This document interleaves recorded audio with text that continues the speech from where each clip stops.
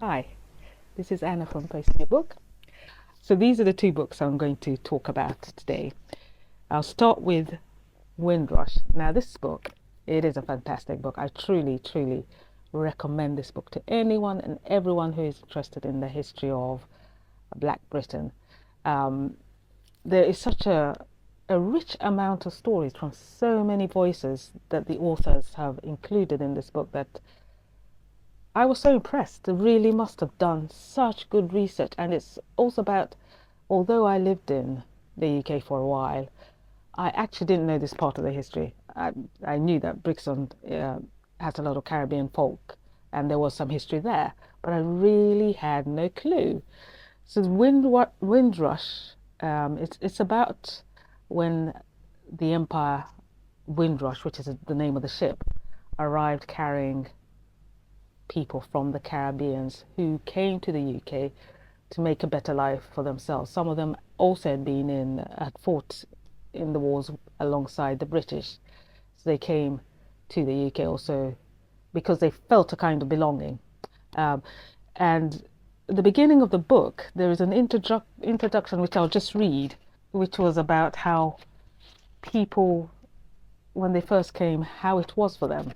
And it says here, if you want to know how it felt to be where we were in that time, think about suitcases. Moving, always moving. I can still remember the agony of the weight pulling along this suitcase nearly as big as me. It could be Brixton, it could be Waterloo, it could be Islington. The Empire Windrush docked at Tilbury in 1948. And it gives you, at the beginning, how it was for people who came from the Caribbean, what it was for them trying to settle in. Because when people from the Caribbean came, a lot of them had an idea of that it had such a high status, and they thought because they were part of British Commonwealth, they were already legal citizens, so they already felt that belonging. For the first few who came, they were welcomed, albeit a lot of people in the UK perhaps hadn't seen black people. They had other foreigners who were in the UK at the same time, like the Polish, who were also here to work, and that's also mentioned here.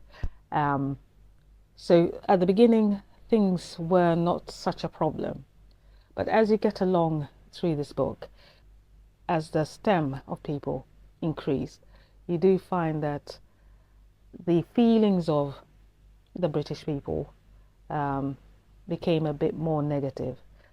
In the beginning, a lot of them were young men, according to this one. There weren't so many women or wives or mothers who came at the same time.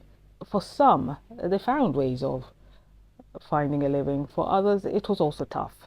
I keep saying people from the Caribbean, I mean people from the West Indies, really. So people from Jamaica, people from Guyana came.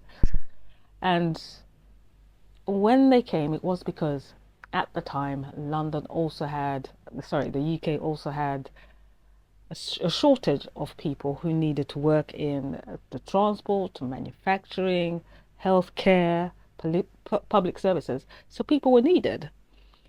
So when the Caribbean migrants, who were British citizens at the time, they had a legal right to live and work in the UK, and they came with this feeling that yes, we'll be able to work, we'll be able to live. And many of them had, according to the authors, many of them had the idea that they were going to just stay a short time and return back home, having made their way, made their money, so that they could move back home. A lot of them didn't have any real thought that they would stay in the UK. A lot of them did in the end, but that's just because things were not as easy. That's to say, making money was not as easy as they had thought it would be.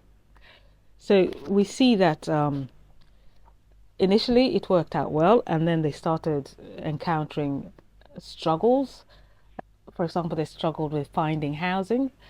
When it started getting to the point where there was more discrimination, there were these signs that said, no blacks, no Irish, no dogs.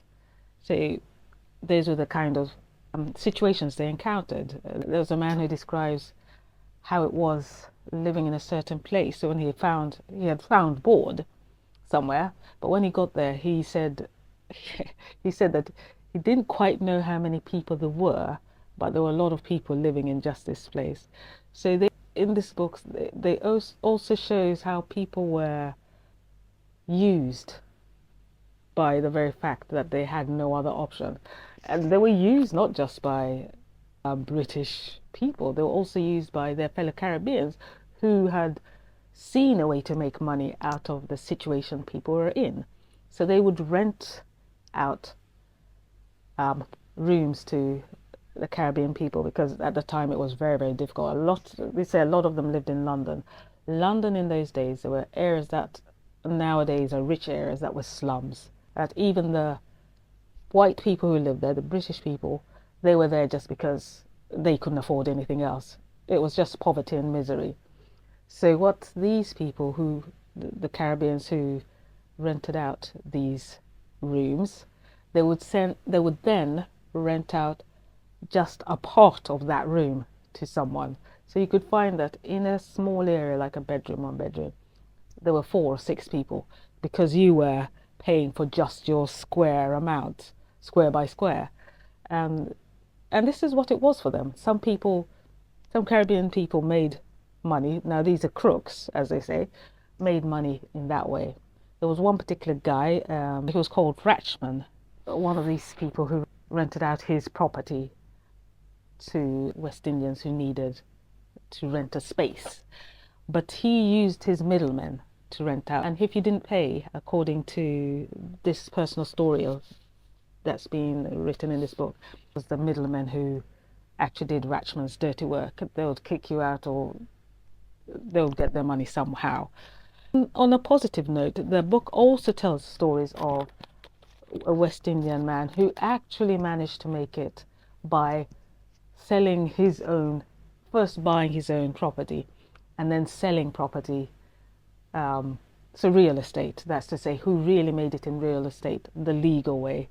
And so not all the stories in here are negative, and not everybody in this book was actually in London either. They have other stories of people who went further afield than London and have a different kind of life. When about the second or third flow or wave of West Indian people came, I think it started with the women and their children coming.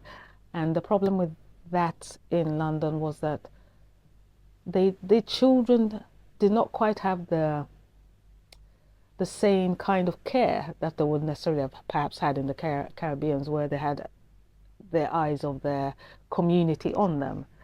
And here the mothers and the fathers both had to work just to pay the bills, pay the rent. So a lot of children did not always have that care that they necessarily would have had. And it, according to the book, there were mainly boys in this, the stories taken up, ended up on the wrong side of the law just because they didn't have anyone who was keeping an eye on them. So that was also a part of the issues that came up. But despite all this, the folks from the Caribbeans, the West Indians, they did manage to build their own society or their own community. So it was with community that came together, especially when mothers, parents, women started coming. There was a greater affiliation to building a community, being a part of the people you know, building a part of your church, having your cultural foods. And so there were a lot of Caribbean shops started coming up. The book has a lot of, as I said, it has a lot of stories, really, really good stories from very different people. This book is called The Irresistible Rise of Multiracial Britain.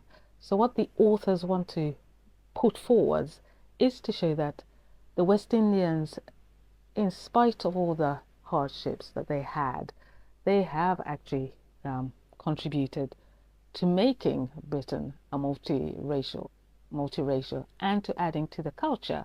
If you read this book, not only does it give you a real sense of history, even if I've spoken for a long time, I don't think I can really do this book justice. I really feel one has to read it to really appreciate just how much has been put into this book. I I would 100% recommend it. I can say that.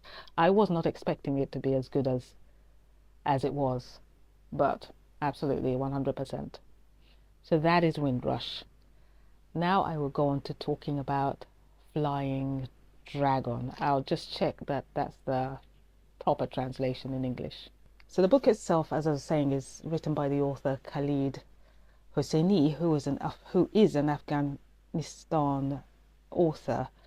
And this book, I think, was written in 2000, either 2003 or 2007, and it's about a boy in Afghanistan during that time. And the boy is called Amir. Amir is I think he's about 12 years old at the beginning of this book, around about 10, around about 12. And he lives in a town in Afghanistan. And he's born to a wealthy family. He lives with his dad, who is called Baba. Well, that's to say Baba probably means dad, not that Baba is his father's name. But anyway, Amir comes from a wealthy, his father is rich enough, and they are born into a majority of people called the Pashtun, or Pashtun. I'm not quite sure how to pronounce it, but the Pashtun are a majority.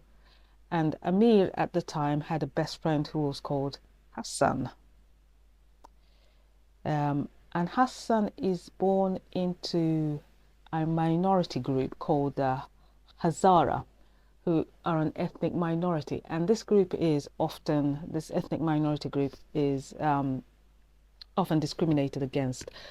And Hassan and his dad were actually, Hassan's dad was a servant to Baba, Amir's dad, and Hassan was kind of a servant to Amir, although he wasn't really a servant, but because his dad was a servant, he sort of served Amir in some kind of ways.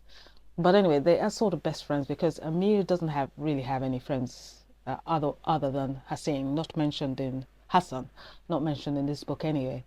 And Amir is a bit of a quiet child otherwise. Hassan was his best friend, and Hassan was very, very loyal to Amir. If Amir was bullied by this local bully, it was often Hassan who stepped in to protect Amir. Amir, I guess you'd call him a wimp, really. He was scared of fighting, or he didn't want to get hurt and things like that, but Hassan was the one who protected him. Now, at the beginning of this book, Hassan, as I said, he's part of an ethnic minority, often discriminated against. He's loyal, he's brave, and he's very loving towards Amir. Now, the book also continues to say that Amir and his dad had a kind of a strained relationship. Amir's dad, Baba, was a very strong, proud, outgoing, social man who stood for principles and stood for not only his own rights, but the rights of the people. That will say he had a kind of, this is right, this is wrong, and he would stand for this. And Amir's dad, that is, often felt that Amir was a bit wimpy. And Amir felt this. He felt that his dad, he wasn't winning his dad's approval. Even though he was trying, there was something that just wasn't working. He felt that he couldn't stand up to his father's ideals of what he should be. But there's one point where there's a tournament in the area, a kite flying tournament in the area where Amir lives. And Amir and Hassan were always out practicing kite flying. That was one of their things. Hassan was very good at slingshots, I forget, catapult shooting, and Amir was very good at the actual kite flying. So this kite flying tournament in the town was a very, very big tournament for kids, and Amir entered this kite flying tournament. So it wasn't only the kids that were part of the crowd when it came to watching these tournaments. It was the whole community, because this tournament was that big.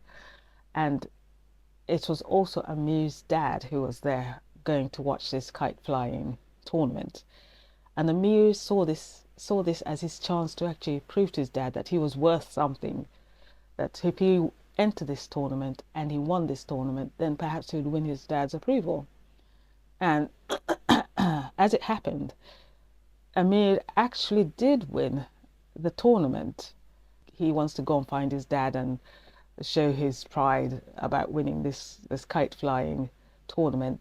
Trophy of this flying kite tournament is that you get the last kite that you brought down. So he asked Hassan to go and fetch this kite while he's going to talk to his dad. But on the way, he hears the sound of this local bully Asif, and he has with him, or Asif, two other boys. So Amir becomes scared because now he's on his own and he's no one to tackle Asif, and he knows that if Asif sees him, he's going to bully him. So he hides behind a bush, I think it was, to have a look at what's going on. And when he looks, he sees Asif, Hassan, and two other boys. This part of the book I really did find so emotional. The author writes it in such a way that it's so heart-wrenching that I feel the shame, or I felt ashamed. I felt ashamed of Amir. I felt the shame he must have felt through his life after this incident that he witnessed and did nothing. So he sees Asif bullying Hassan and with the two other boys, and what happens is Asif bullies him not just physically but also psychologically, because he knows that Hassan is a Hazar, that ethnic minority, and he's saying to Hassan, well, you think that your friend Amir, who is a Pashtun, is going to help you in Hazar. Let's just see if that happens. And of course, Amir is round the bush hearing this, and he's just scared. I mean, he's 12 years old. So in essence, one shouldn't judge him. He is only 12 years old. But of course, we know that in a similar situation, Hassan would have stepped in and wouldn't have let them just beat up Asif. So this incident continues with Asif assaulting Hassan because he wants Hassan to tell him where the kite, the trophy, that's to say, where it is, and to give it to him so that he gets a hold of it instead of Amir. But Hassan completely refuses. Hassan not only completely refuses, when Asif pulls him up and starts, because they got him on the ground, and he pulls him up with his trousers and brings them down and starts whipping him or whatever it was that he did. Hassan does not cry, he does not say a word, he just took it all silently. And Amir watches the majority of it, but nobody knew that he was there. And then at some point, he just closes his eyes and just turns around, walks quietly away, so that Asif didn't ever know that he was there. Moving on, what happens is, because of the shame he feels, he starts projecting his own shame and trying to get rid of it in a way by not going to see Hassan, not saying anything to his dad about what happened. So Amir tries to make some kind of path that allows him to cloud the reality, let's say, so that he doesn't have to meet Hassan and he doesn't have to have an excuse for his dad why he's not going to meet Hassan. And at one point he steals a watch from his dad's office, I think it was, and somehow he manages to put it in a way somewhere where he could place the blame on Hassan, because what he wanted was his dad to get rid of Hassan some way, so he didn't have to feel the shame that was really eating him up. And as it was, his dad did find the watch and thought it was Hassan who had stolen the watch.